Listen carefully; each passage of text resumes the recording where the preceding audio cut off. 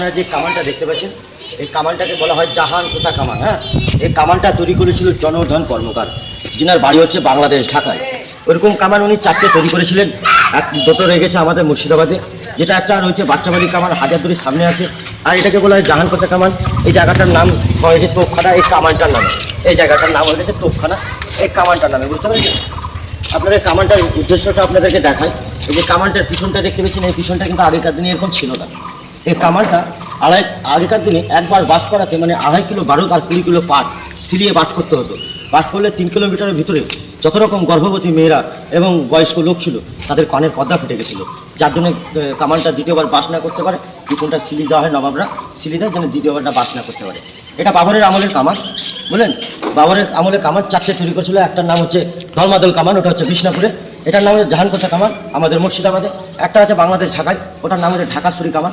হ্যাঁ, ওটা বাংলাদেশ ঢাকায়। আর একটা আছে হাজারদুয়ারির সামনে, ওটার নাম হচ্ছে বাচ্চাবাড়ি কামান। এই 4টে কামান তৈরি করে গেছেন। তার মধ্যে মেন কামান হচ্ছে এইটা। এর কারণ আপনাদেরকে আমি বলে দিই, এটার মধ্যে কোনো রোদ দেখছেন, কত রোদ বর্ষা সব খাচ্ছে, কিন্তু কোনো জায়গায় মরচে দেখাতে পারবেন না। কোন ধাতুর তৈরি আপনি ভালো করে দেখিয়েছেন গাইজদেরকে। আজ ফুটোটা দেখেন, এই ফুটোটা দিয়ে আগুন দেওয়া হতো তখনকার দিনে বাস করার জন্য। এটাই ছিল একমাত্র ফুটো বাস করার, বুঝলেন? আর ওই গোলা ভরার ওই জায়গাটা, পাটশিলানোর এই জায়গাটা। আর এটা 70 দিকে পানিতেও ভাসতো, 70 দিকে পানিতে ভাসতো এই কামান। এই যে সামনে পাশে একটা ঝিল রয়েছে, এই ঝিলটাতে ভেসে এসেছিল 70 দিকে। ভেসে এসে এখানে বটগাছ ছিল, একটা বটগাছ, সেই বটগাছের শিকড়ে এই কামান। এই কামানটার ওজন প্রায় 8 টনের ওপর, প্রায় 8 টনের ওপরে ওজন। 1637 খ্রিস্টাব্দে তৈরি হয় এই কামানটা।